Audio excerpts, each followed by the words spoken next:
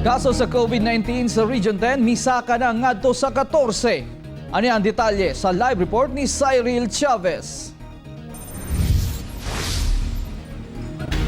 Yes, Real, ang maong lalaki na ospital human nga nalambigit kini sa usa ka disgrasya. Samtang padayon sab ang contact tracing nga ginahimo sa otoridad ngadto sa mga nahimamat sa maong pasyente. Pinakaulahing nagpositibo sa Covid-19 sa Region 10 ang usa ka 21 anyos nga lalaking taga Barangay Lumbia sa Cagayan de Oro City. Sumala pa nga na-admit sa Northern Mindanao Medical Center kun NMMC ang maong pasyente. Human gioperahan human nga nalambigit sa usa ka vehicular accident niadtong April 19. Human sa operasyon, gibalin sa usa ka pribadong tambalanan pagka April 21. Diin nakitaan kini og simptomas busa gikuhaan og swab sample ug gibalik sa NMMC pagka April 22 kung asa nagpositibo gayud kini sa COVID-19. Wala pa mahibali sa otoridad kung asa nakuha sa maong pasyente ang COVID-19. Busa padayon ang ilahang contact tracing nga ginahimo aron masubay nila ang mga nahimamat niini. Ana sa guarded ang health status sa maong pasyente ug sa karon dili pa stable ang kondisyon. Wabot sab ngadto sa 83 ka mga medical personnel sa NMMC ang gipa-home quarantine tungod na konsidera silang adunay high risk exposure sa pasyente. Karon anaa sa 14 ka buok ang confirmed COVID-19 cases sa Region 10.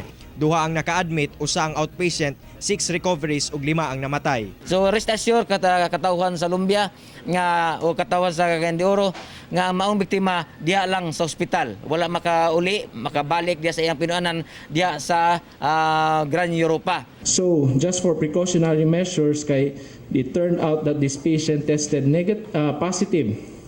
So the patients there who are at risk because of their comorbidities in which they are of a high-risk population kay they are in the ICU, amo gyud gibalhin kana siya sa among arid ward for close monitoring. Samtang adunay usa ka mabdos nga suspected COVID-19 patient nga taga Tagoloan, Misamis Oriental ang namatay sa milabayng adlaw tungod sa pneumonia. Aduna siya history of contact sa usa ka PUM nga miadto sa Matina Galliera sa Davao City. Apan hantud karon walay simptomas sa COVID-19 ang maong PUM. Nakuhaan sab og swab sample ang maong namatay nga pasyente o ginapaabot na lamang ang resulta sa iyang confirmatory test.